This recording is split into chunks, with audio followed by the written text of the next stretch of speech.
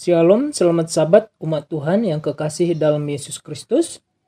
Puji syukur kita panjatkan kehadirat Tuhan yang Maha Kuasa, yang selalu menyertai dan melindungi kita di setiap aktivitas di sepanjang minggu bekerja yang sudah kita lalui. Dan pada hari Sabat yang kudus ini, kita dapat kembali bersama-sama mengikuti ibadah online Pondok Berkat. Dan selamat bergabung kepada semua yang mengikuti ibadah ini, baik keluarga Pondok Berkat, disabilitas, dan juga relawan, para simpatisan, dan juga seluruh tamu-tamu kami yang turut serta mengikuti ibadah online ini. Terima kasih kepada semua partisipan dan juga teman-teman yang memperluas jangkauan siaran online kita ini, baik melalui media internet maupun melalui telepon pribadi. Dan dalam pekerjaan di ladang Tuhan tidak ada kata sia-sia, sebab Tuhan selalu mengetahui setiap usaha yang kita lakukan. Dan pada hari Sabat ini kita kembali menyapa teman-teman keluarga Pondok Berkat. Bagaimana kabar keluarga Pak Ketua Bapak Martin Raja Guguk, keluarga Pak Herlianto, keluarga Bapak Ricardo Tambunan, dan juga apa kabar Pak Bambang, Nenek Marsini, ada juga keluarga Ibu Sukati, dan ada juga Ibu Martini dan juga Ibu Erna. Sehat selalu dan Tuhan selalu memberkati keluarga Bapak Ibu.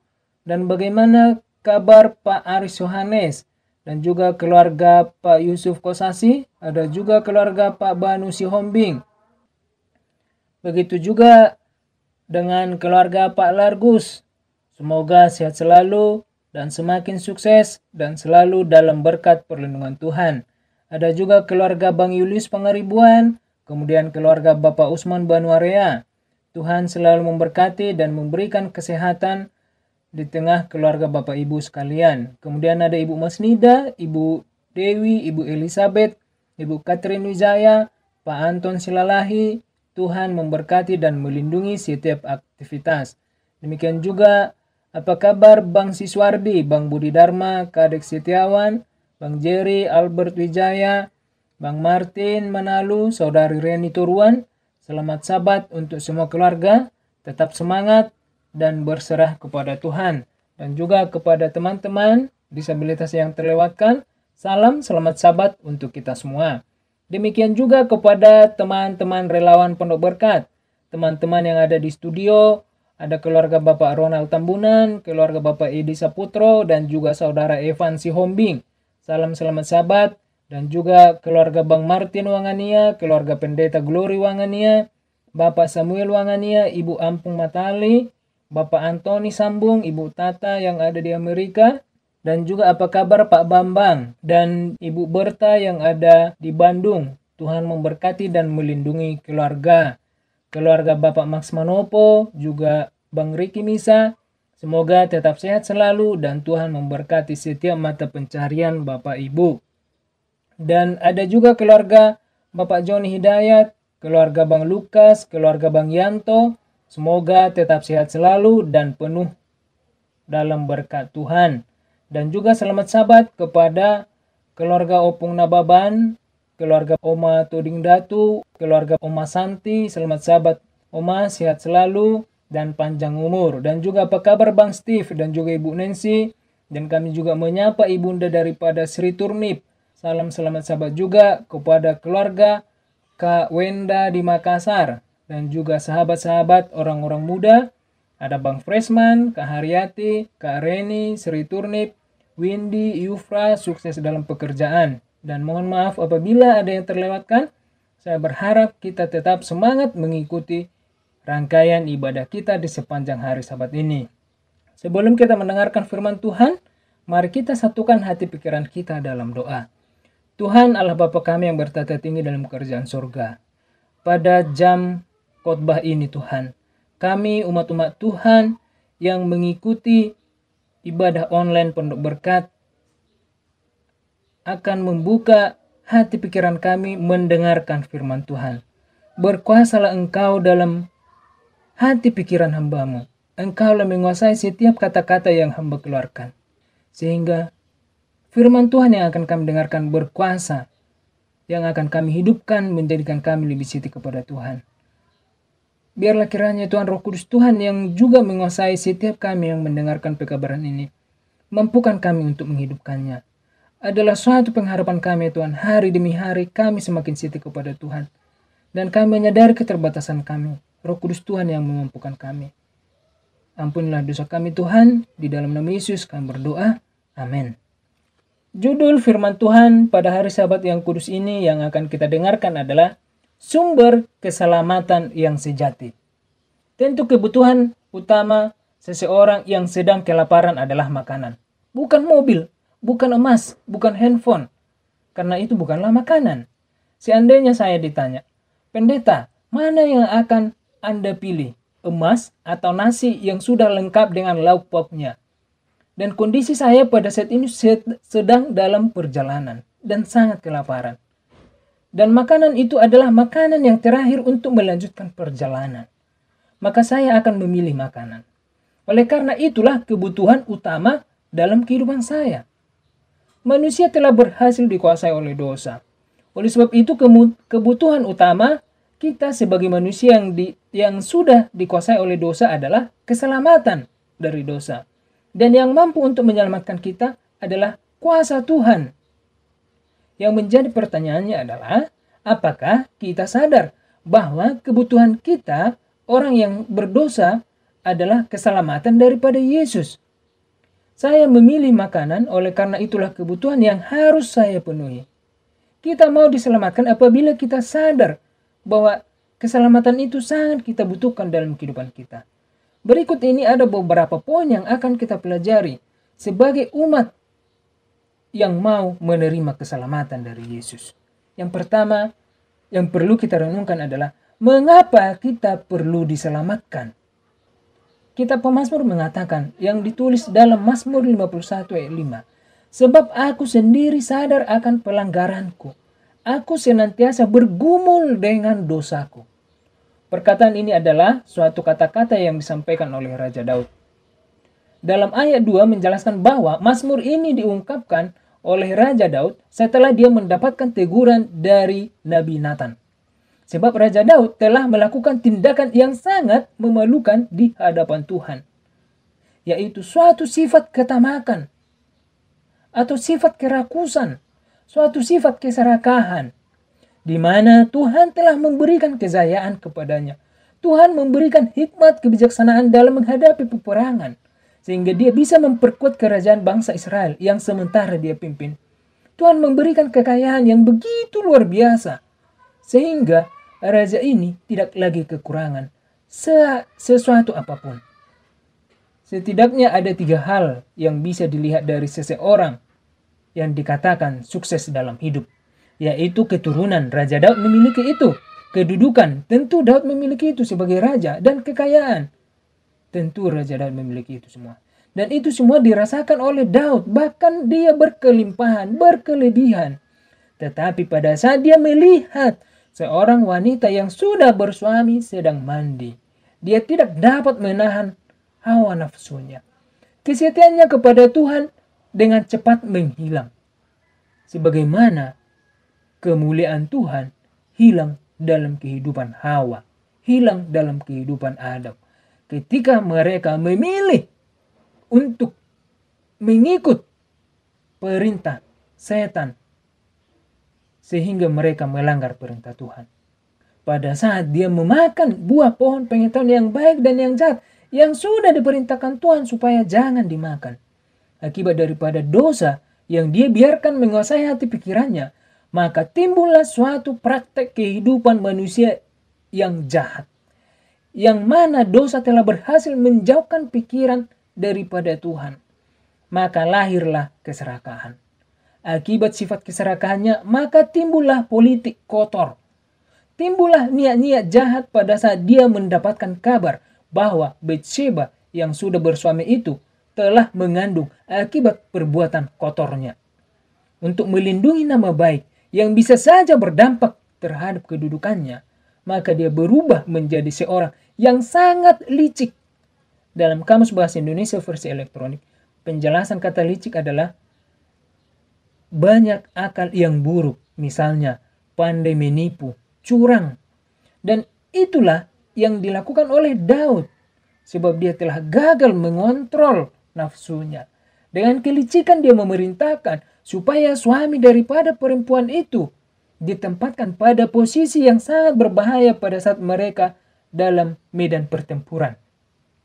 Dan kelicikannya berjalan dengan lancar ketika memang benar-benar Uria mati pada saat berperang. Sehingga status Betsheba yang merupakan istri daripada Uria berubah menjadi janda. Oleh sebab itu, sekalipun kita merasa pada saat ini adalah orang yang sangat setia kepada Tuhan, rajin beribadah, rajin berdoa, ingatlah, sebagai orang yang hidup dalam dosa, tidak tertutup kemungkinan akan jatuh ke dalam dosa. Maka, sebagai nasihat Rasul Paulus kepada umat Tuhan di jemaat Efesus adalah nasihat bagi kita. Yang tertulis dalam Efesus 4 ayat 17 dikatakan demikian. Sebab itu kukatakan dan kutegaskan ini kepadamu di dalam Tuhan. Jangan hidup lagi sama seperti orang-orang yang tidak mengenal Allah, dengan pikirannya yang sia-sia. Ayat 18. Dan pengertiannya yang gelap, jauh dari hidup persekutuan dengan Allah. Karena kebodohan yang ada di dalam mereka, dan karena kedegilan hati mereka. Sekalipun Raja Daud berhasil menipu manusia, tetapi tidaklah dengan Allah, sebab Allah tidak bisa ditipu oleh siapapun. Umat Tuhan yang kekasih dalam Yesus Kristus, mari kita selalu berusaha untuk menguasai hati pikiran kita. Jangan lagi memanjakan pikiran dengan kehidupan yang penuh dengan kesia-siaan. Kesia-siaan maksudnya kehidupan yang membawa kita semakin menjauh daripada Tuhan. Melainkan, marilah kita mempertahankan pola pikir kita, mempertahankan suatu pola pikir yang selalu berusaha lebih setia kepada Tuhan, lebih dekat kepada Tuhan. Dan hendaklah kita selalu mengingat perkataan Rasul Paulus yang ditulis kepada umat Tuhan yang di Roma, sebagaimana yang tertulis dalam Roma 6 ayat 23. Sebab upah dosa ialah maut, tetapi karunia Allah ialah hidup yang kekal dalam Kristus Yesus Tuhan kita. Kita sudah mendengarkan bagaimana jahatnya dosa apabila sudah menguasai hati pikiran seseorang. Sekalipun orang tersebut adalah umat Allah, seorang yang kita kenal setia, bahkan hamba Tuhan, tidak terkecuali. Selagi setan masih berkuasa, masih memiliki peluang untuk menambah pasukannya, berbagai cara akan dilakukan untuk memikat orang-orang supaya semakin banyak mengikutinya untuk memberontak kepada Allah. Dan tentu upah mereka adalah maut. Poin yang berikutnya adalah bagaimanakah cara kita supaya terbebas dari kutukan dosa. Mazmur 51 ayat 3 dikatakan demikian. Kasihanilah aku, ya Allah, menurut kasih setiamu. Hapuskanlah pelanggaranku menurut rahmatmu yang besar. Umat Tuhan yang kekasih dalam Yesus Kristus, ini adalah seruan Raja Daud. Pada saat Nabi Nathan datang menasihatinya, Raja Daud tidak berusaha untuk membela diri, sebagaimana yang dilakukan oleh Raja Saul. Pada saat dia tidak sabar lagi menunggu Samuel untuk mempersembahkan korban kepada Tuhan. Dia berdalih bahwa dia takut apabila bangsa Israel akan meninggalkannya karena terlambat untuk memberikan persembahan. Sementara dia adalah seorang raja yang berhak untuk mengumumkan supaya mereka menunggu Samuel. Tindakan Raja Daud ini dalam mengakui kesalahannya adalah suatu teladan yang harus kita selalu aplikasikan dalam kehidupan kita sebagai umat Tuhan. Apabila kita menerima teguran dan memang kita ditegur oleh karena kesalahan kita, marilah kita menjadi orang yang dewasa dari segi sikap, yaitu menerima dengan lapang dada, gantinya berusaha untuk mendapatkan pembelaan supaya seolah-olah tidak ada pilihan lain selain melakukan kesalahan. Apabila kita masih menyadari kesalahan pada saat ditegur, bersyukurlah oleh karena hidup kita sedang diangkat dari maut. Dan segeralah memohon ampun kepada Tuhan atas segala kesalahan yang telah diperbuat. Kalau kita merenungkan kata permohonan pengampunan daripada Raja Daud ini, sebagaimana dalam ayat 3 yang sudah kita dengarkan tadi, ada suatu kata yang diulang, yaitu menurut. Saya baca sekali lagi. Mazmur 51 ayat 3. Kasihanilah aku, ya Allah, menurut kasih setiamu. hapuskanlah pelanggaranku menurut rahmat-Mu yang besar. Kata menurut di sini adalah suatu tindakan penyerahan sepenuhnya kepada Tuhan, tanpa membenarkan diri dalam kesalahan. Nabi Yesaya pada suatu ketika mengumandangkan pesan Allah, sebagaimana yang tertulis dalam Yesaya 45 ayat 22. Berpalinglah kepadaku dan biarkanlah dirimu diselamatkan, hai ujung-ujung bumi. Sebab akulah Allah dan tidak ada yang lain. Ayat ini merupakan suatu panggilan juga kepada kita sebagai umat Allah. Panggilan supaya kita menyembah Allah yang benar dengan cara yang benar. Memalingkan pandangan kita, hati kita, karakter kita kepada Tuhan. Sebagaimana yang dijelaskan oleh Yesus ketika berada di dunia ini. Yang ditulis dalam kitab Injil Lukas 19 ayat 10. Sebab anak manusia datang untuk mencari dan menyelamatkan yang hilang. Betapa luar biasanya kasih kemurahan Tuhan kepada kita yang telah jatuh ke dalam dosa. Yang seharusnya upah kita adalah maut, tetapi Yesus datang ke tempat di mana maut itu berkuasa. Untuk apa? Untuk mencari kita yang mau menerima keselamatan tersebut. Dengan cara bagaimana? Dengan cara menjelma menjadi manusia, supaya dapat berbaur dengan manusia dan mengalami sebagaimana manusia pada umumnya. Dalam Injil Matius juga menjelaskan tujuan Yesus datang ke dunia ini.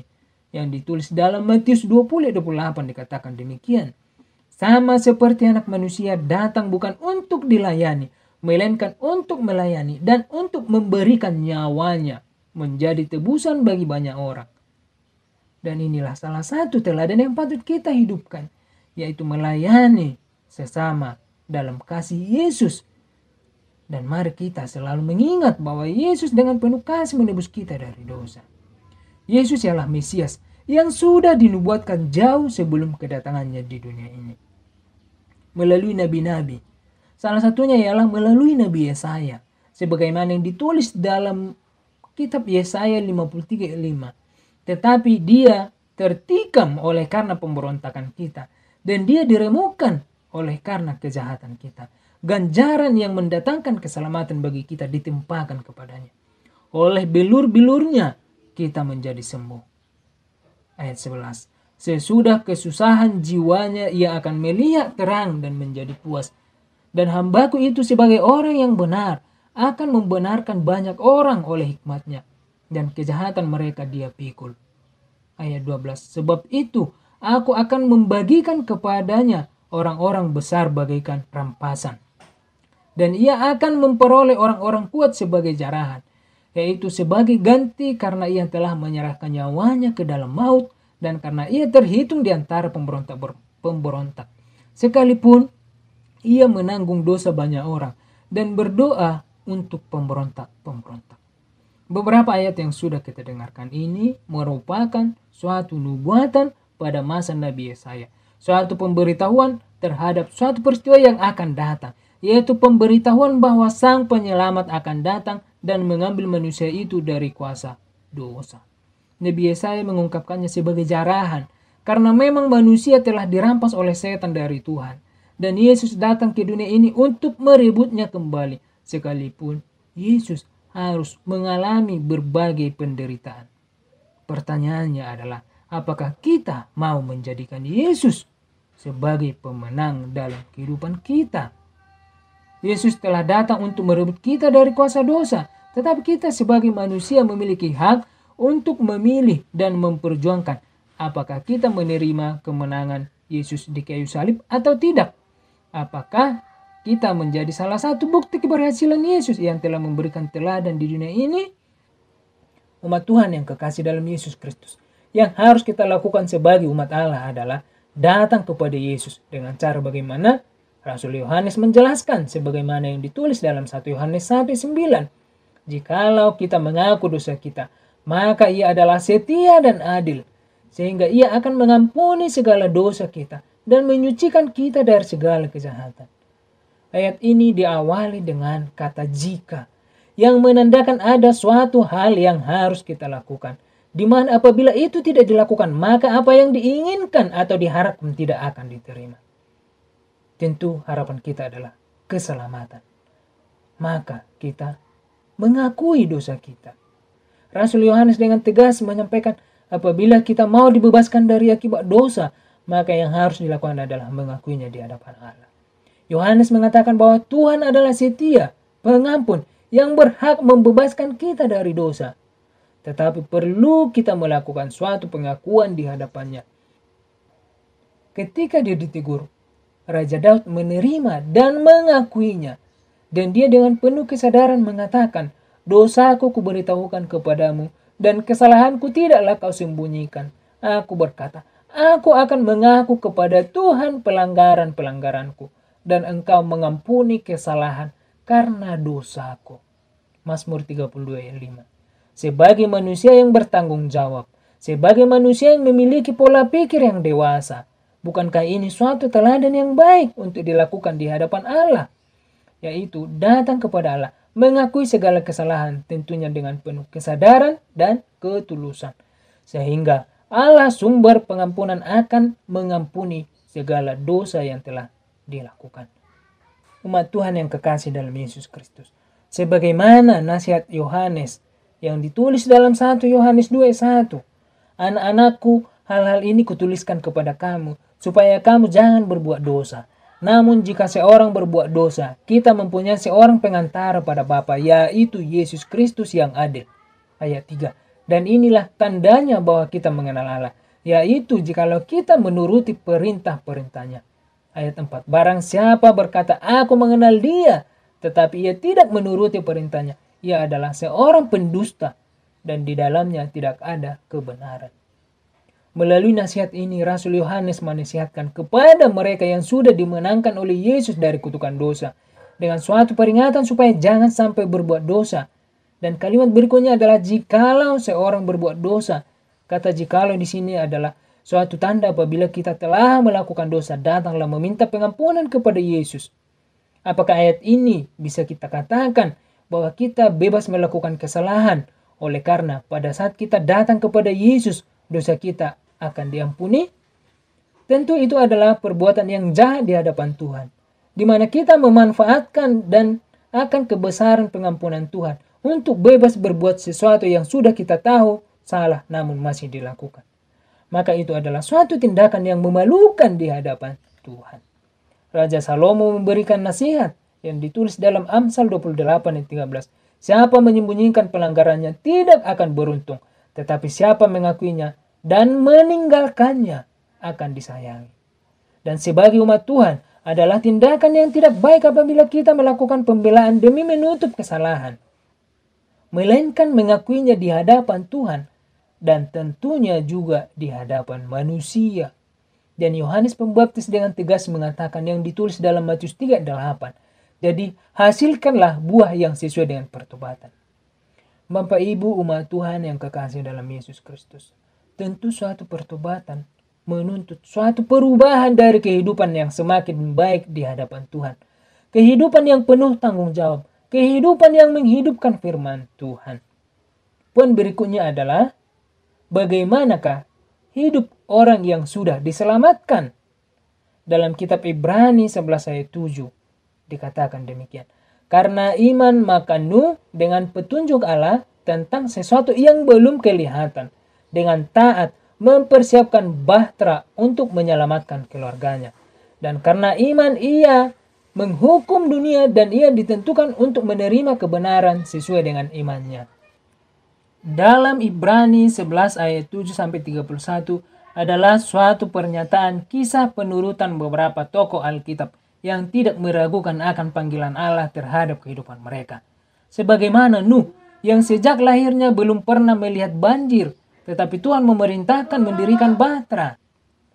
Dan dia menurut saja akan perintah Allah tanpa bernegosiasi dulu dengan Allah. Demikian juga Abraham yang dengan penuh penurutan mau mengorbankan Ishak, anaknya yang sudah lama dinantikan. Dan Musa, seorang yang memiliki peluang yang sangat besar menjadi seorang penguasa di Mesir. Tetapi dia memilih untuk menerima panggilan Tuhan, sekalipun dia berbagai cara berusaha untuk menghindar atau menolaknya. Tetapi dengan memilih menjadi seorang gembala di Midian, itu adalah suatu bukti bahwa dia tidak begitu mementingkan kejayaan yang bersifat duniawi. Dan masih ada beberapa tokoh lagi. Umat Tuhan yang kekasih dalam Yesus Kristus, Mari kita tanyakan diri kita masing-masing. Apakah kita mau meneladani keputusan mereka? Apakah kita rela dikatakan seorang aneh sebagaimana tuduhan yang diterima oleh Nuh ketika dia mengumumkan akan datang air bah? Apakah kita rela merelakan orang yang kita kasihi apabila itu adalah yang terbaik di hadapan Tuhan? Sebagaimana yang dilakukan oleh Abraham. Apakah kita bersedia melepaskan kemewahan yang sudah kita miliki untuk membawa orang lebih setia kepada Tuhan sebagaimana pilihan Musa?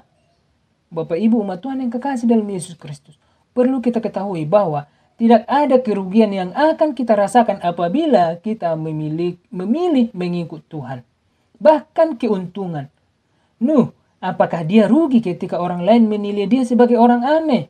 Apakah Abraham rugi ketika dia menuruti Allah, yaitu supaya mempersembahkan Ishak? Apakah Musa kehilangan kedudukan sebagai pemimpin ketika dia melepaskan kesempatan menjadi penguasa di Mesir?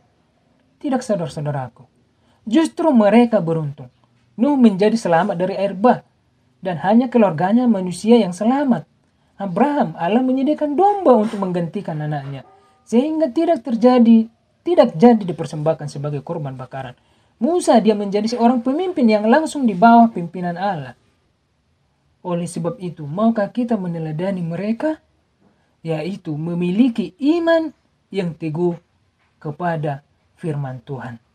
Rasul Yakobus dengan tegas mengatakan bagaimana iman yang sesungguhnya. Sebagaimana ditulis dalam Yakobus 2 ayat 20. Hai manusia yang bebal, maukah engkau mengakui sekarang bahwa iman tanpa perbuatan adalah iman yang kosong? Dengan tegas Rasul Yakobus mengatakan bahwa iman tanpa perbuatan adalah iman yang sebatas kata-kata, iman yang tidak ada nilainya. Dan di ayat 22 dikatakan, kamu lihat bahwa iman bekerja sama dengan perbuatan-perbuatan, dan oleh perbuatan-perbuatan itu iman menjadi sempurna. Maukah kita menjadikan iman yang kita miliki ini menjadi iman yang sempurna? Umat Tuhan yang kekasih dalam Yesus Kristus, Rasul Yakobus menjelaskan bahwa iman dan perbuatan adalah satu kesatuan yang tidak mungkin terpisahkan. Sebagaimana yang ditulis dalam Yakobus 2 ayat 26. Sebab seperti tubuh tanpa roh adalah mati, demikian juga iman tanpa perbuatan adalah mati. Umat Tuhan yang sesungguhnya pasti memiliki iman yang hidup. Dan dalam beberapa ayat yang sudah kita dengarkan, dijelaskan bahwa bukanlah iman apabila tidak bisa dilihat dari perbuatan. Sebagai kesimpulan, firman Tuhan yang kita dengarkan pada hari Sabat ini adalah manusia telah berhasil dikuasai oleh dosa. Manusia telah jatuh ke jurang yang sangat dalam, yaitu dosa. Suatu jurang pemisah manusia dari Allah. Dan apabila dosa dibiarkan menguasai hati pikiran, maka dosa akan memperbudak pikiran supaya melakukan tindakan yang tidak berkenan kepada Allah. Singkatnya, dosa adalah sesuatu perbuatan yang tidak berkenan di hadapan Allah. Dan itulah tujuan setan, memberikan berbagai cara, memberikan berbagai rangsangan kepada kita melalui materi, melalui kedudukan, melalui kehormatan. Tetapi Yesus telah datang ke dunia ini untuk merebut manusia itu dari perbudakan dosa. Mengembalikan manusia itu ke jati dirinya yang sesungguhnya. Jati diri yang sesungguhnya adalah memiliki kehidupan yang selalu memancarkan karakter Allah. Karena manusia diciptakan menurut gambar dan rupa Allah. Dan Yesus telah berhasil memberikan keselamatan. Dan juga menyediakan jalan keselamatan. Dan juga memberikan teladan yang harus kita hidupkan sebagai umatnya.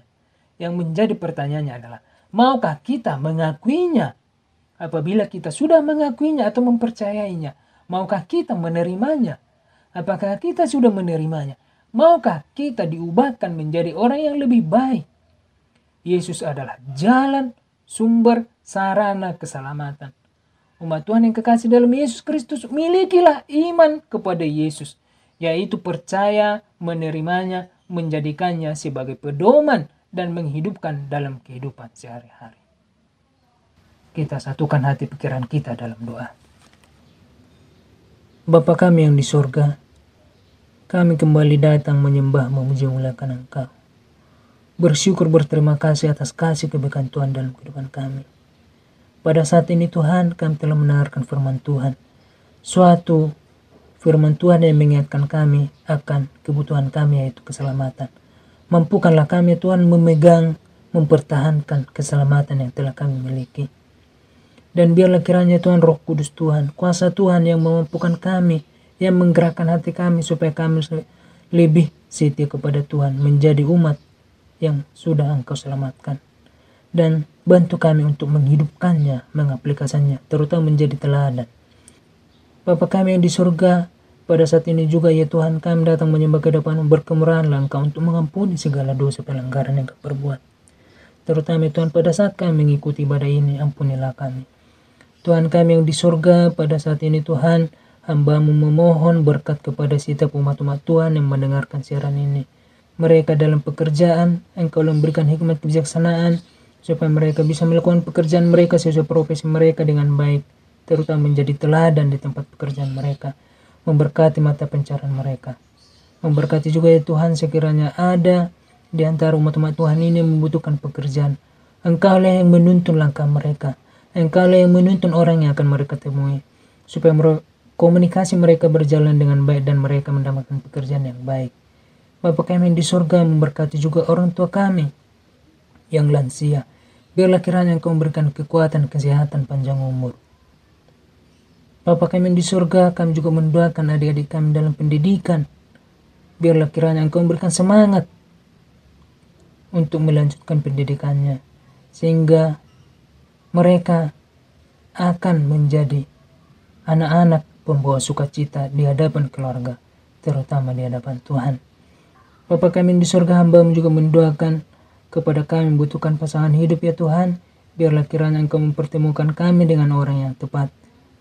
Kami juga mendoakan ya Tuhan rencana daripada Kak Haryati dan juga Bang Freshman, saudara Martin Manalu dan Windy yang akan dipersatukan dalam ikatan suci pernikahan. Engkaulah yang menuntun mereka, menyertai mereka dalam mempersiapkan segala persiapan mereka ya Tuhan, dan terutama memberikan hikmat kebijaksanaan supaya mereka nantinya menjadi keluarga teladan, keluarga yang harmonis, keluarga yang pembawa sukacita.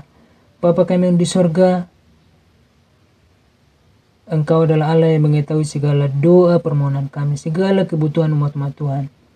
Kami akan percaya tidak ada suatu permohonan kami yang terlewatkan di hadapan Tuhan. Bisa saja ya Tuhan, dalam doa ini masih banyak permohonan umat-umat Tuhan yang belum tersampaikan, tetapi ketika mereka datang memohon ke hadapan-Mu ya Tuhan, berkemurahanlah Engkau mengabulkan mereka segala permohonan mereka sesuai dengan kebesaran kasih Tuhan kepada kami masing-masing. Besertalah dengan kami Tuhan di sepanjang hari Sabat yang kudus ini. Inilah doa kami, di dalam nama Yesus kami berdoa. Amin. Bapak Ibu umat Tuhan yang kekasih dalam Yesus Kristus, kami tetap mengundang Bapak Ibu saudara-saudari yang mengikuti ibadah online ini supaya tetap mengikuti ibadah online kita di masa pandemi COVID-19 ini setiap hari Sabtu yang diawali dengan ibadah pagi dimulai pukul 9.00 sampai dengan selesai, dan kemudian ibadah sore yang dimulai pada pukul 17 atau pukul 5 sore sampai selesai.